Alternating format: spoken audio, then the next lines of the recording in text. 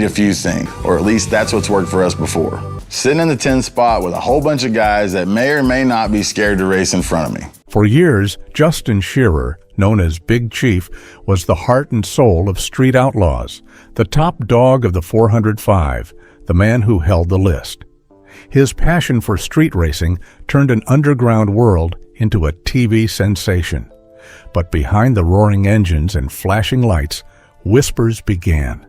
Warnings were given, signs were missed, and a storm was brewing that would change everything.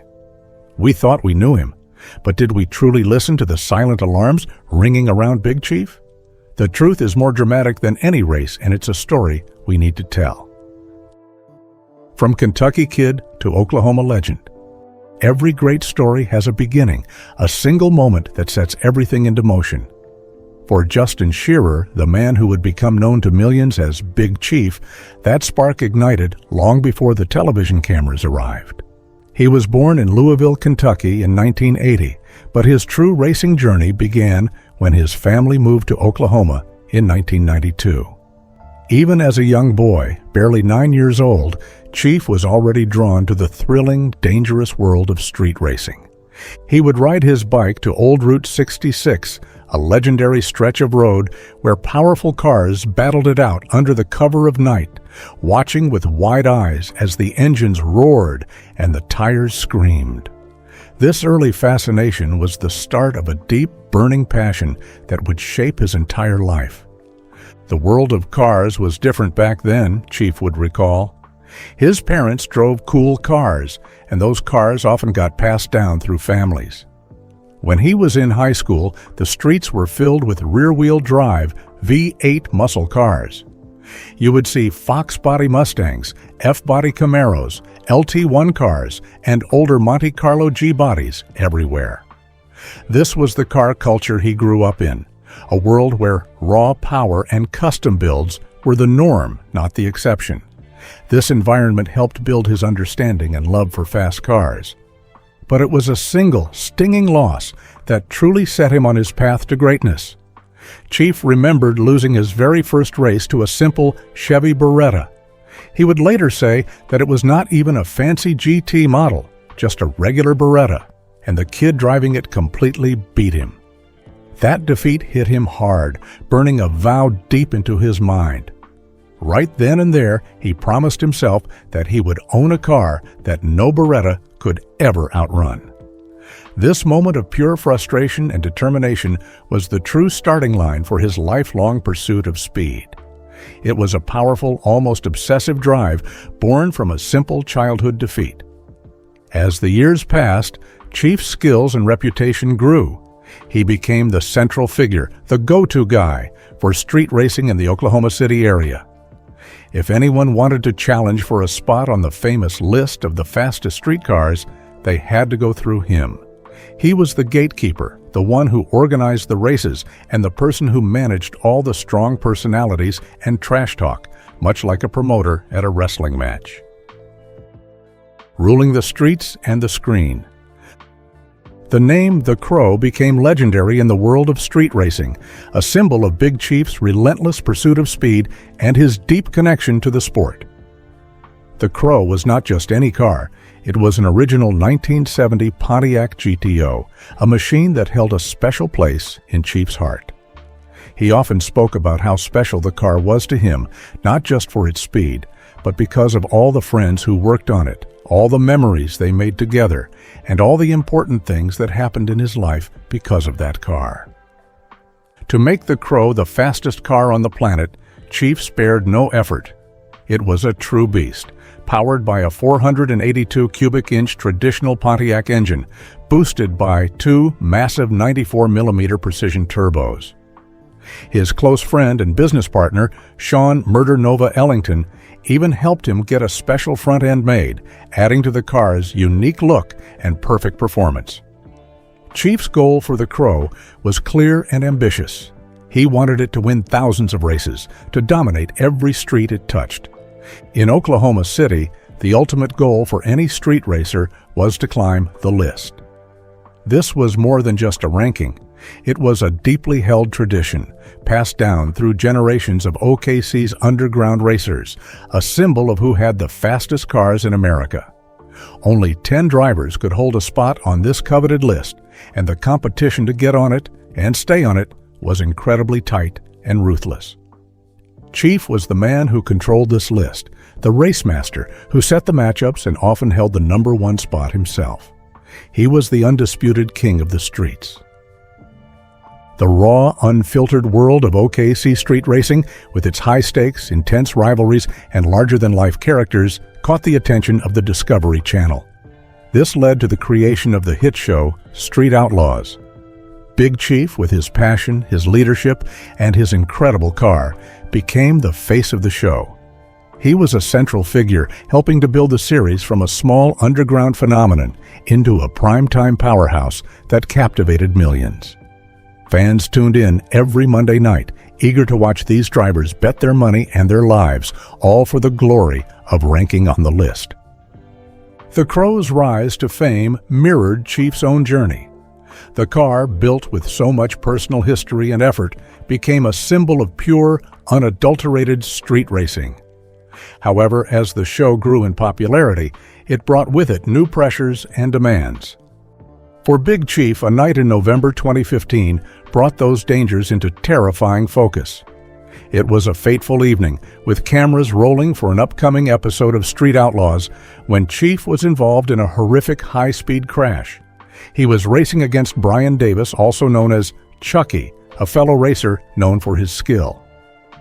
In a split second, the roar of the engines turned into the screech of metal and the terrifying sound of destruction. Chucky Davis's Mustang lost control and slammed into the rear quarter panel of Chief's beloved 1972 Pontiac Le Mans, the Crow. The impact was devastating, sending both powerful cars careening wildly out of control. The Crow, the car that was so much more than just a vehicle to Chief, the one he had poured his heart and soul into, was completely destroyed. Chucky's Mustang was also totaled in the wreckage. The crash was one of the most devastating ever seen in Street Outlaws history. Emergency crews rushed to the scene, and both drivers were quickly taken to a nearby hospital for medical attention. Big Chief, though alive, was severely injured. He suffered from bruised lungs, had 2 vertebrae in his back, L2 and L3, crushed, and a broken collarbone. He was covered in bumps and bruises, a testament to the violence of the impact. Despite the car rolling over sideways and even end over end multiple times in a truly miraculous turn, Chief was able to get out of the mangled wreckage and walk to the ambulance on his own. From his hospital bed, he expressed deep thanks for being alive and vowed, with unwavering determination, that he would be back.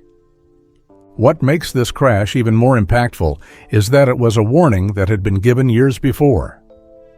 Back in 2010, Chief had taken his car to Don Dial Race Cars. Don Dial, a seasoned expert, looked Chief straight in the eye and told him that he was going to get himself killed if he did not make the car safer.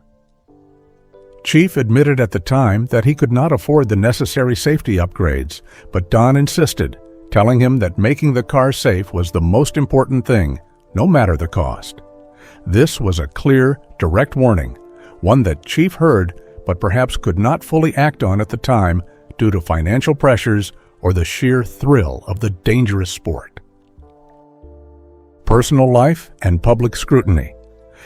As Big Chief's fame soared with Street Outlaws, his personal life, once private, also underwent significant changes, becoming a topic of public discussion and debate.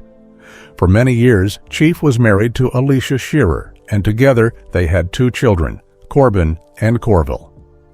Their story began when Justin was just 18 years old, working as an attendant at a gas station, where he first met Alicia. She was a constant presence by his side, supporting his racing dreams, even encouraging him to buy the Crow mod after his terrifying crash, showing her deep loyalty and belief in his passion. However, the relentless demands of reality television and the high-pressure world of street racing began to take their toll. Over time, the relationship between Big Chief and Alicia changed, leading to their divorce. While the exact reasons for their split remained private, fans and online communities were quick to speculate. Some theories suggested that Alicia was simply too busy with their children, and that the late-night racing schedule, with Chief often out until 3:30 in the morning, left her looking worn out from the constant demands of being a mother and a racer's wife. After his divorce, a new chapter began for Justin with Jackie Brash. Jackie, herself a talented drag racer, entered his life and quickly became a visible part of his world. She was often seen with his team during seasons 9 and 10 of Street Outlaws, showing her support and shared passion for racing. Their relationship blossomed, and they are now a committed couple, working together not just in their personal lives, but also in their shared careers. They even run a popular YouTube channel where Jackie helps Chief with his car projects, like transforming a new property into a dream workshop, showcasing their hard work and dedication side by side. This shift in Chief's personal life did not go unnoticed by the passionate Street Outlaws fanbase. Online forums like Reddit became a battleground for opinions, revealing the intense public scrutiny that comes with celebrity.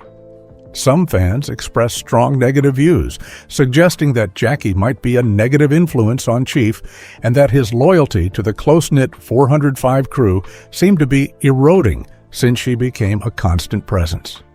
There were even harsh comments, with some fans disappointed that he left his wife and children, and some even calling Jackie track trash, claiming she would not be with him if it were not for the TV cameras and his fame. Yet, for every critic, many fans fiercely defended Big Chief. They argued that his personal life was none of anybody's business and that he deserved to find happiness. They believed that the pressures of fame and the show were immense and that he had every right to make choices that were best for him.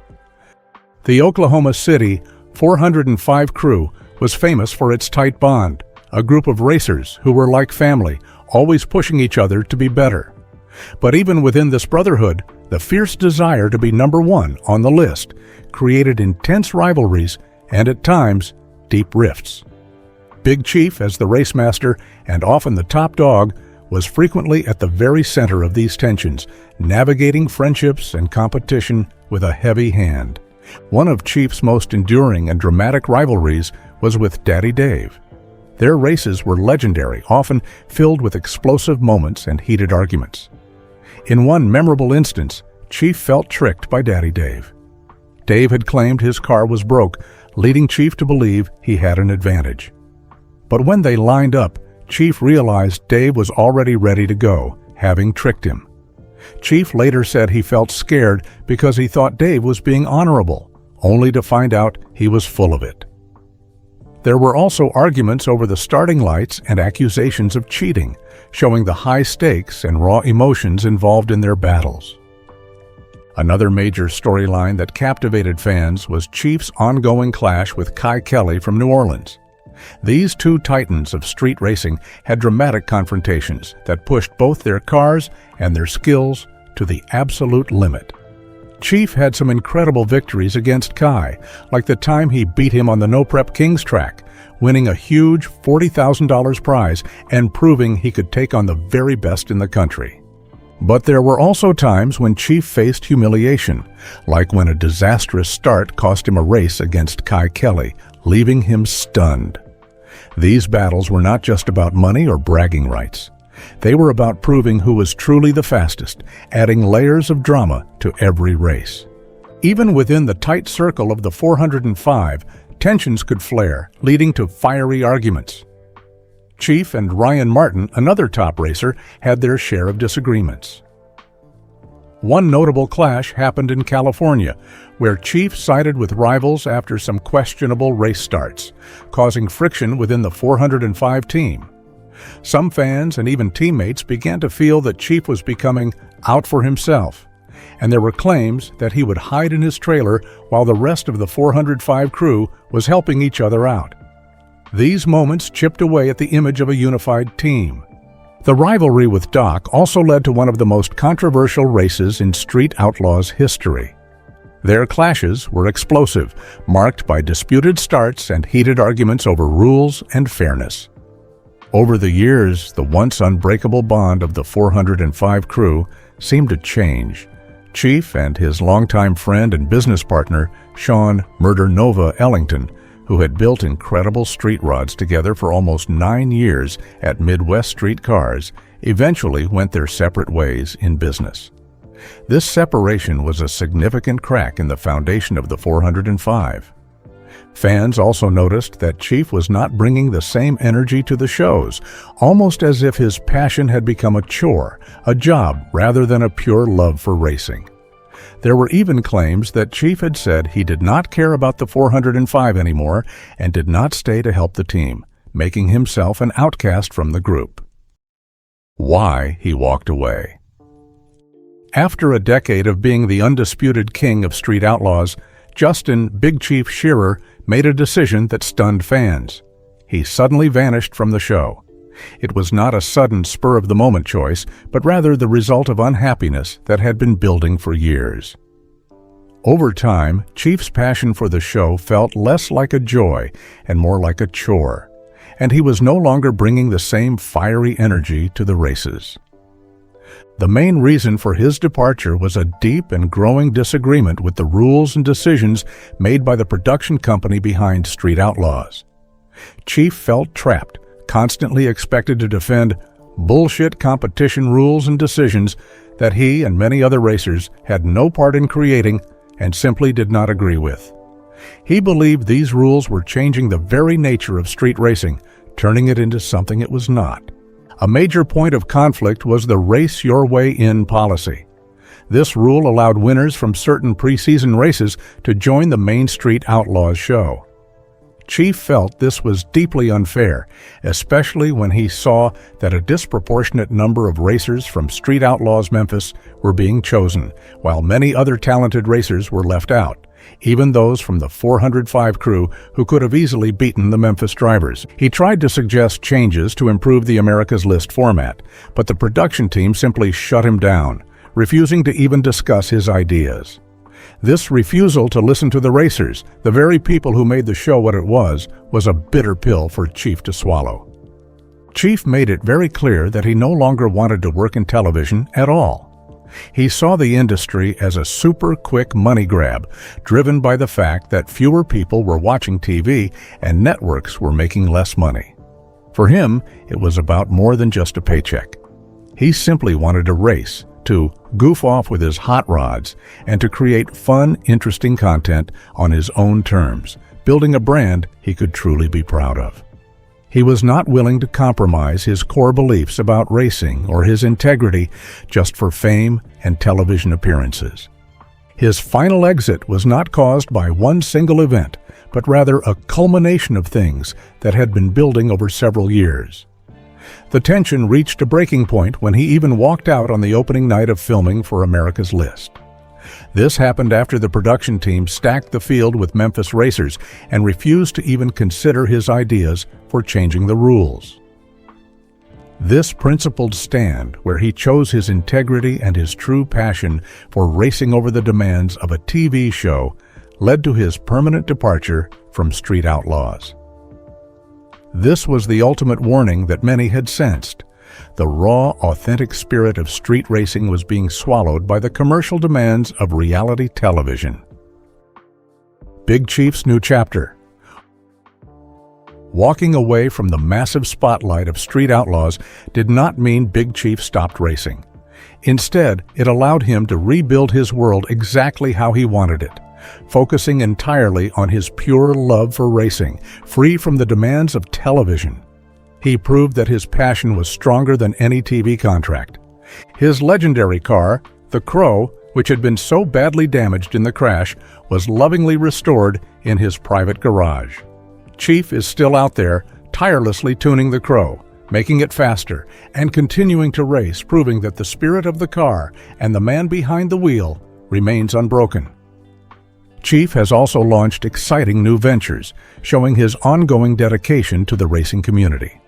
He has been involved in America's List, a new racing format, and has taken on the role of mentoring rising racers, sharing his vast knowledge and experience with the next generation. Beyond the track, he and Jackie have started new projects together, like transforming a recently acquired property into their dream workshop. Their YouTube channel gives fans a behind-the-scenes look at their hard work, from demolition to renovation, showcasing their shared passion and determination every step of the way. Even without being a regular on the main Street Outlaws show, Big Chief remains a major and respected figure in the Oklahoma City 405 street racing scene. He has been busy building his own brand, creating his own content, and sharing race footage, personal updates, and glimpses into his life in the fast lane on his own terms. His impact on the sport has not faded. He has earned deep respect from both his loyal fans and his fellow racers, who admire his integrity and his principled decision to walk away from something that no longer felt right. His journey post-Street Outlaws shows that true success can be found in staying authentic to oneself, even if it means stepping away from the biggest stage. He learned from the warnings that came with fame and chose a path where his passion could thrive genuinely, proving that you can redefine success on your own terms.